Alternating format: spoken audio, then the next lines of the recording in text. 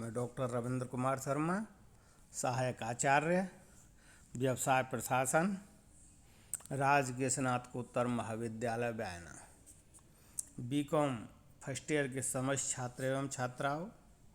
आज मैं आपको व्यवसाय प्रशासन विषय का पेपर फर्स्ट व्यापारिक संनियम का टॉपिक प्रस्ताव तथा स्वीकृति का भाग सेकंड, जिसमें स्वीकृति का अर्थ एवं परिभाषा तथा स्वीकृति के संबंध में वैधानिक नियमों का ई कंटेंट के माध्यम से अध्ययन कराएंगे। इससे पहले इसके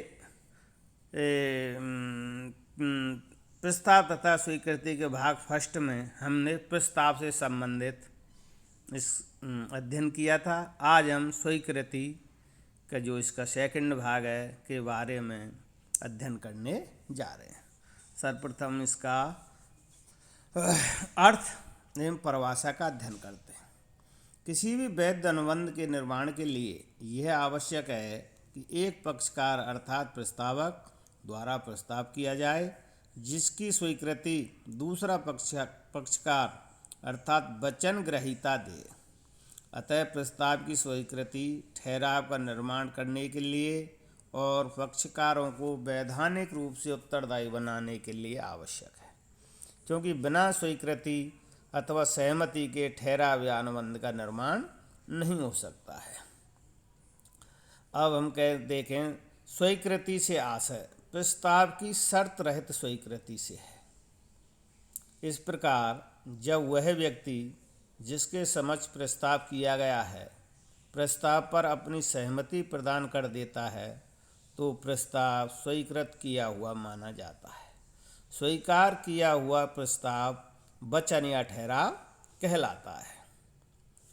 भारतीय अनुबंध अधिनियम की धारा 2B के अनुसार एक परिभाषा है, जिसमें जब वह व्यक्ति जिसके समक्ष प्रस्ताव रखा गया हो वह अपनी सहमति प्रकट कर देता है तो कहेंगे कि प्रस्ताव स्वीकार कर लिया गया है। इस प्रकार यह प्रस्ताव स्वीकार किया हुआ उस समय माना जाएगा जबकि दूसरे पक्षकार द्वारा उसकी स्वीकृति कर दी गई हो। उदाहरण के लिए हम कहें, रेखा सुनीता को अपना ब्यूटी पार्लर 2 लाख रुपए में बेचने का प्रस्ताव करती है।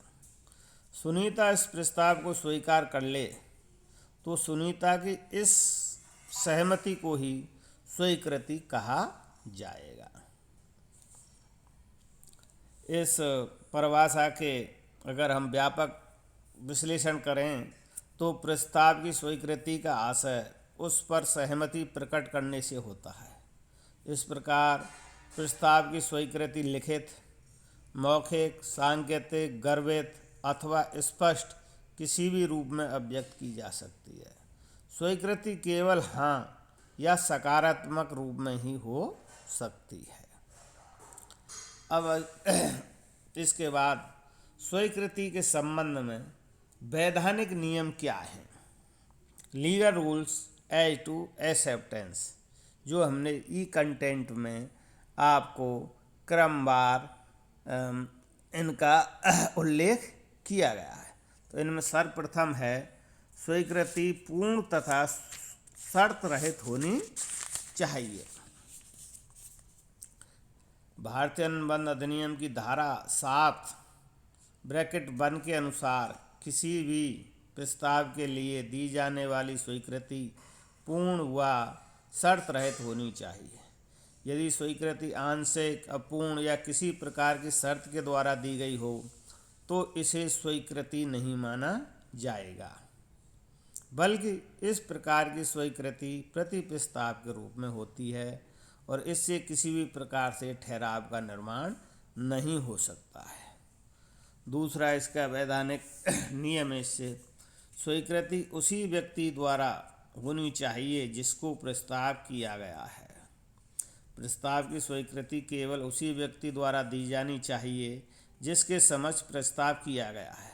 अतः यदि प्रस्ताव की स्वीकृति अन्य कोई व्यक्ति देता है तो इस प्रकार की स्वीकृति वैधानिक रूप से मान्य नहीं होगी और किसी भी प्रकार से अनुबंध का निर्माण नहीं होगा। अतः विशेष प्रस्ताव की दशा में विशेष व्यक्ति ही स्वीकृति दे सकता है, लेकिन सामान्य प्रस्ताव की दशा में कोई भी व्यक्ति प्रस्ताव को स्वीकार कर सकता है। तीसरा वैधानिक नियम है, प्रस्ताव की स्वीकृति में प्रस्ताव की शर्तों की स्वीकृति भी शामिल है। जिस पक्षकार ने प्रस्ताव की स्वीकृति प्रदान की है, तो यह सामान्य रूप से माना जाता है कि स्वीकारकर्ता ने प्रस्ताव के साथ जुड़ी हुई सभी शर्तें स्वीकार कर ली। इस संबंध में स्टेट ऑफ बिहार बनाम चिरंजी लाल चड्ढा का मामला उल्लेखनीय है। चौथी इसका वैधानिक नियम है, स्वीकृति निर्धारित ढंग से होनी चाहिए। सामान्यतः स्वीकृति नियम एवं उचित ढंग से ही दी जानी चाहिए, लेकिन यदि प्रस्तावक द्वारा उसकी स्वीकृति का कोई ढंग निश्चित कर दिया गया हो, तो स्वीकृति उसी ढंग या आधार पर होनी चाहिए, विशेषकर जबकि वह उस ढंग से स्वीकृति देने पर विशेष बल देता है। धारा 7 की (2) के अनुसार एक प्रस्ताव को वचन के रूप में परिवर्तित करने के लिए स्वीकृति साधारण एवं उचित ढंग से होनी चाहिए, जब तक कि वचनदाता द्वारा उसकी स्वीकृति का कोई ढंग निश्चित ना कर दिया गया हो।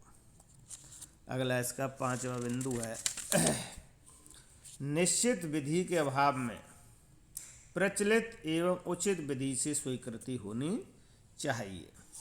यदि प्रस्तावकर्ता ने स्वीकृति के लिए कोई निश्चित विधि या ढंग निर्धारित नहीं किया है, तो ऐसे प्रस्ताव की स्वीकृति प्रचलित एवं उचित विधि से दी जानी चाहिए। इस संबंध में यह महत्वपूर्ण है कि प्रचलित विधि या उचित विधि का निर्धारण प्रत्येक मामले की परिस्थितियों पर निर्भर करेगी।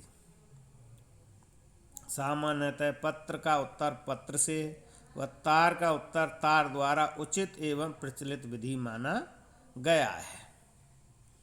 अगला इसका नियम है, वैधानिक नियम, निर्धारित समय में स्वीकृति, acceptance with in specified time.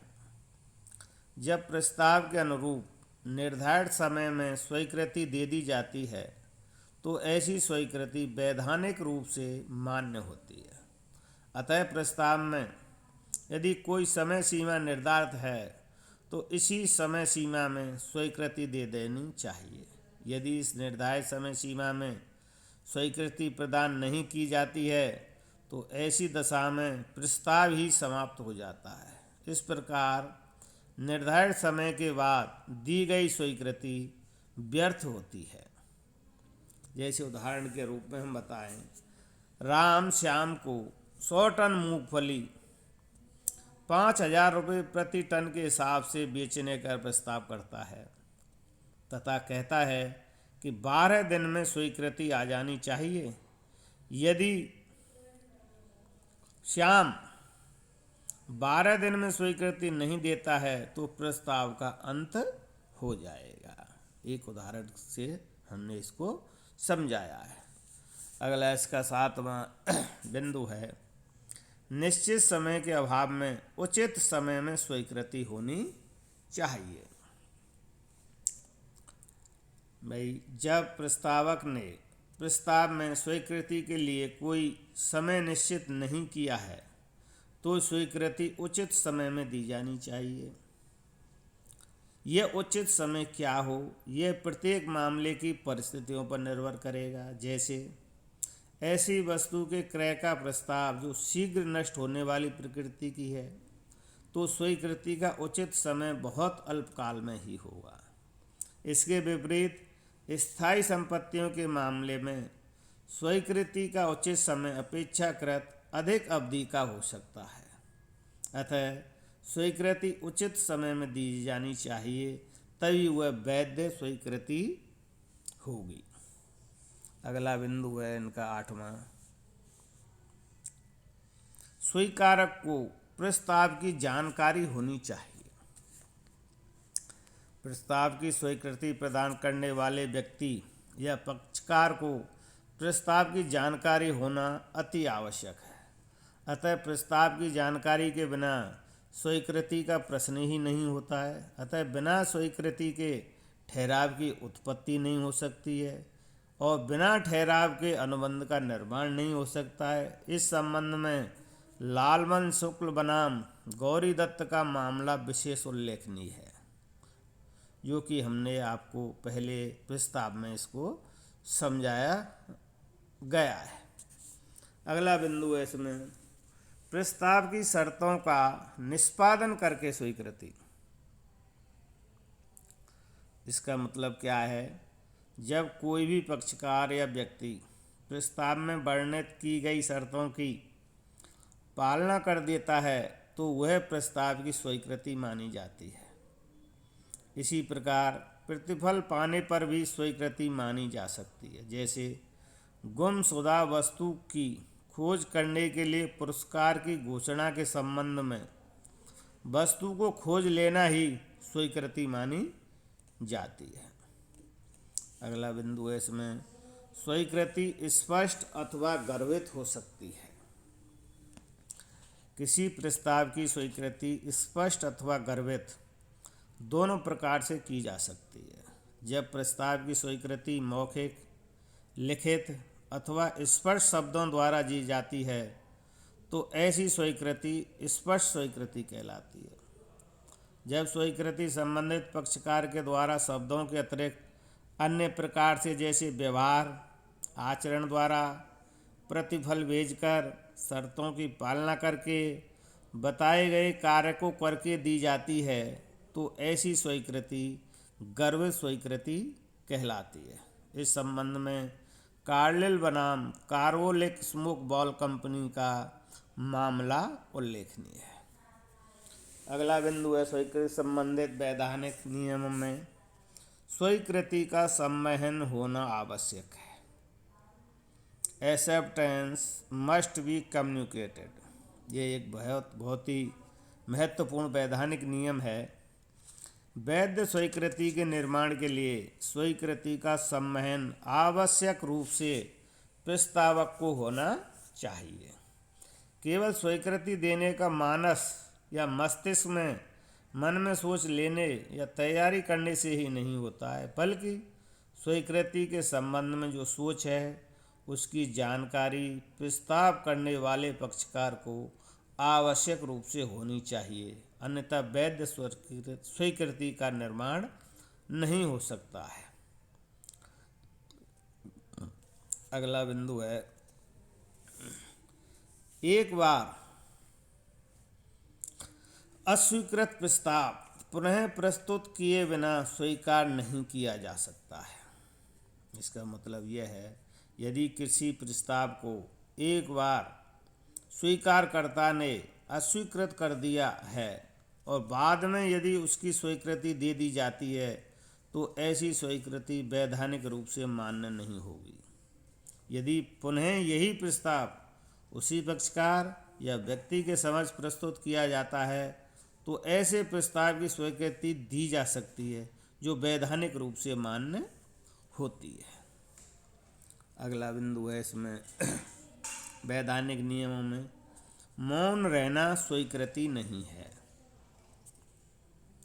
किसी भी प्रस्ताव के माध्यम से स्वीकृति की विधि को अवश्य निश्चित किया जा सकता है, लेकिन प्रस्ताव के प्राप्त होने पर या सुनकर या जानकर केवल मौन रह जाना या कुछ नहीं बोलता है तो यह स्वीकृति का लक्षण नहीं है।